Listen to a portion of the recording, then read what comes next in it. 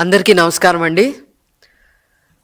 అంతఃపుర రహస్యాన్ని దాచిపెట్టి వివేకానంద రెడ్డి హత్య సంబంధించిన కేసు నుంచి బయటికి రావడం కోసం జగన్మోహన్ రెడ్డి అండ్ కో విశ్వ ప్రయత్నాలు చేస్తూ ఉన్నారు.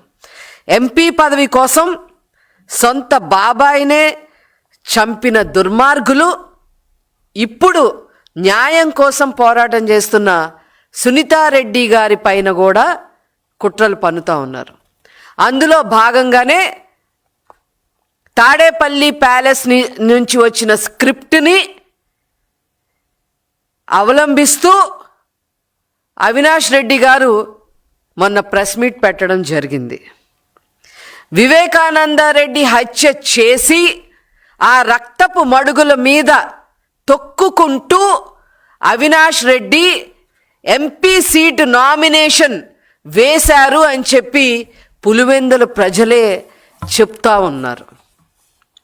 ఇంకొక పక్క కడప ఎంపీ సీటు కోసమే బాబాయిని హత్య చేశారు అని చెప్పి స్వయంగా వైఎస్ రాజశేఖర్ రెడ్డి కూతురు జగన్మోహన్ రెడ్డి గారి సొంత చెల్లెలైన షర్మిల సిబిఐకి వాంగ్మూలంలో చెప్పడం జరిగింది. దీని గురించి మాట్లాడే దమ్ము ధైర్యం అవినాష్ రెడ్డికి కానీ జగన్మోహన్ రెడ్డి గారికి కానీ ఉందా అని చెప్పి ఈ సందర్భంగా మేము అడుగుదలుచుకున్నాం. జగన్మోహన్ రెడ్డి డైరెక్షన్లోనే ముందు గుండెపోటని చెప్పి తర్వాత రక్తపు వాంతులని చెప్పి ఆ తర్వాత హత్య జరిగింది అని చెప్పి 2 గంటల తేడాలో ప్రతి 2 గంటల తేడాలో సాక్షి ఛానల్లో జగన్మోహన్ రెడ్డి డైరెక్షన్లో చెప్పిన మాట వాస్తవం కాదా? దీనికి సంబంధించి మరి అప్పుడు సాక్షి ఎడిటర్ 4-5 సార్లు తాడేపల్లి ప్యాలెస్కి ఫోన్లు చేయడం వాస్తవం కాదా? అదేవిధంగా హత్య తెల్లవారుజామున 5 గంటలకే జరిగింది అని చెప్పి అజయ్ కల్లాం తన వాంగ్మూలంలో ఇచ్చిన మాట వాస్తవం కాదా? 5 గంటలకే హత్య జరిగిందని చెప్పి జగన్మోహన్ రెడ్డి గారికి తెలిసినా కూడా ఏమాత్రం హడావిడి పడకుండా టిఫిన్లు కాఫీలు అన్నీ ముగించుకొని కనీసం ఒక హెలికాప్టర్ని హైర్ చేసుకొని ముందు వెళ్ళాలి అనే ఆలోచన విధానం లేకుండా నిదానంగా కారు ప్రయాణం 8 గంటల పాటు చేసిన విషయం వాస్తవం కాదా అని చెప్పి ఈ సందర్భంగా అడుగుతా ఉన్నా. అంతేకాకుండా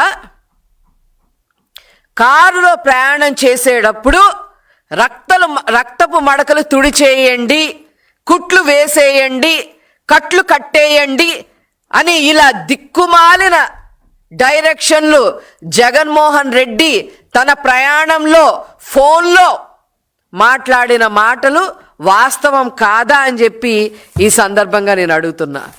ఈ డ్రామా అంతా నడిపించి ఏమీ ఎరగనట్టు అడుగులో అడుగు వేస్తూ ప్రెస్ మీట్ పెట్టి మాకు సిబిఐ ఎంక్వైరీ కావాల్సిందే అని నంగనాచి కబుర్లు జగన్మోహన్ రెడ్డి చెప్పిన మాట వాస్తవం కాదా?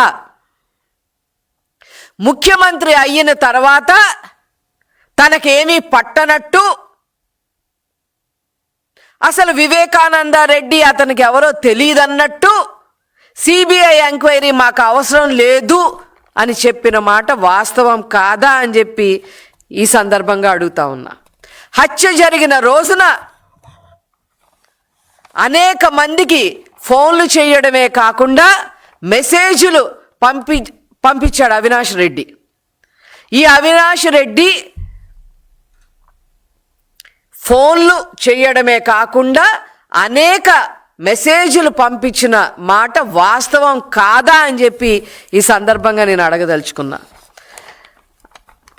అంతేకాకుండా అవినాష్ రెడ్డి ఒక ముద్దాయి అని తేల్చి సిబిఐ అవినాష్ రెడ్డిని వెతుక్కుంటూ సంకెళ్ళు పట్టుకొని వెతుక్కుంటూ కర్నూలుకి వస్తే అరెస్టును తప్పించుకోవడం కోసం, పోలీసుల నుంచి తప్పించుకోవటం కోసం దొంగలాగా కర్నూలు హాస్పిటల్లో ఎవరికో ఒంట్లో బాగోలేదని చెప్పి కర్నూలు హాస్పిటల్లో దాక్కున్న మాట వాస్తవం కాదా అని చెప్పి ఈ సందర్భంగా నేను అడుగుతా ఉన్నా. ఈ విషయాలన్నీ పక్కన పెట్టి అవినాష్ రెడ్డి ఏమీ ఎరగనట్టు మన ప్రెస్ మీట్ పెడుతుంటే జనం నవ్విపోతున్నారు అని చెప్పి ఈ సందర్భంగా మేము తెలియజేస్తా ఉన్నాం. ఈ కేసుని పక్కదారి పట్టించడం కోసం స్వయంగా జగన్మోహన్ రెడ్డి వివేకానంద చనిపోయిన మనిషి గురించి, అతని క్యారెక్టర్ గురించి మాట్లాడటం ఇంకా దారుణం అని చెప్పి ఈ సందర్భంగా తెలియజేస్తా ఉన్నా. అవినాష్ రెడ్డి ప్రెస్ మీట్లో మర్డర్ ఫర్ గెయిన్ అనే మాట మాట్లాడటం జరిగింది.